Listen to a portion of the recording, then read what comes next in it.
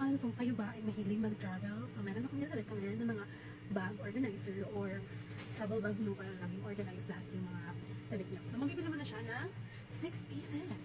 Meron tayong dalawang small, dalawang small, dalawang medium, at isang large. Ang maganda dito, this is small, ang malalagay yung mga medyas, undies, mga ganun. Tapos ito naman sa mga medium, yung mga t-shirt mo, mga shorts, ganun. At dito naman is yung mga pants, jacket, dresses. And also, di ba, lima pa lang yun. Ito yung pang-anim. Ito yung pang-anim niya. Maganda tong bag na to kasi dalawang way siya. Isa dito. Isa dito. Ito ay lagayan ng sapatos. Pero, pwede din naman siyang lagayan din ng damit or yung mga madumi yung damit. Diba? Ito yung malinis, ito yung madumi. Or dito yung shoes nyo. Or dito naman yung madumi yung damit. Or kung gusto nyo isa lang, bag ko lang siya. Tapos mo. And then, diba?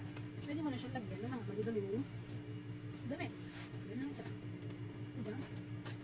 Sobrang ganda. Tapos ito, meron siyang mesh. Tapos meron din siyang lagayan ito ng mga label if gusto mong, alam mo, kung organize ka para alam mo yung lalagyan mo na siya ng label, maglagay ka ng papel. Tapos double way yung zipper niya. Double way yung zipper niya. At na-expand dito.